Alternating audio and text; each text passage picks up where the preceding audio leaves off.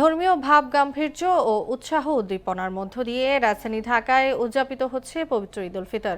সকাল 8:30টায় ঈদের প্রধান জামাত অনুষ্ঠিত হয় জাতীয় ঈদগাহে। এতে রাষ্ট্রপতি, প্রধানমন্ত্রী, মন্ত্রিপরিষদ সদস্য ও সরকারের উচ্চপদস্থ ব্যক্তিবর্গ সহ সর্বস্তরের মানুষ অংশ নেন।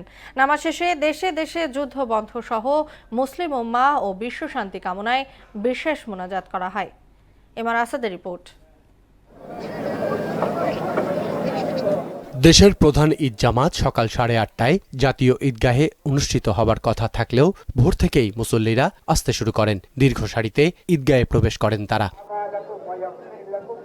এ সময় দেশে সমৃদ্ধি ও স্বনির্ভরতা কামনা করেন জামাতে অংশ নেয়া মুসল্লিরা। প্রত্যাশা করেন জনগণের ভোটে নির্বাচিত সরকার মানুষের কল্যাণে কাজ করবে।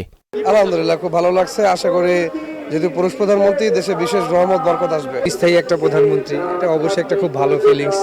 দেখা যাক কি হয় সামনে, যেহেতু 180 দিনে একটা আলটিমেটাম আছে, এরপরে মন্ত্রণালয়ে কি পরিবর্তন আসে এটাও দেখার অপেক্ষায় আছে। ঈদ মোবারক আপনাদের সবাই। আমি 2 বছর পর এখানে আসছি আবার।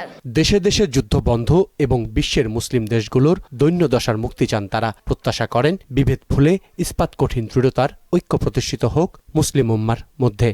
ইহুদিদের বিরুদ্ধে, নাসারাদের বিরুদ্ধে যেন একত্র হয়ে যুদ্ধ করে। সারা বিশ্বের মুসলমানদের জন্য দোয়া হবে। ইসলামকে ধ্বংস করার জন্য যারা পায়তারা করতেছে তাদের জন্য শুভবুদ্ধি উদয় হয়। মুসলিম উম্মার জন্য আমাদের দোয়া করা উচিত। মধ্যপ্রাচ্য, ইউরোপ ও দক্ষিণ পূর্ব এশিয়ার অঞ্চলে বাজছে যুদ্ধের দামামা। এরই মাঝে মুক্তির পয়গাম, শান্তির বার্তা নিয়ে এসেছে ঈদ উল ফিতর। ঈদ জামাতে ইমামতি করেন জাতীয় মসজিদের খতিব মুফতি আব্দুল মালেক। এতে অংশ নেন রাষ্ট্রপতি মোহাম্মদ শাহাবুদ্দিন, প্রধানমন্ত্রী তারেক রহমান সহ মন্ত্রিপরিষদ সদস্যরা।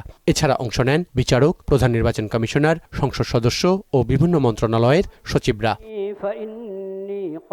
নামাজ শেষে মোনাজাতে অংশ নিয়ে বাংলাদেশ সহ বৈশ্বিক শান্তি কামনা করেন মুসল্লিরা। এমআর আসাদ, মোহনা সংবাদ, ঢাকা।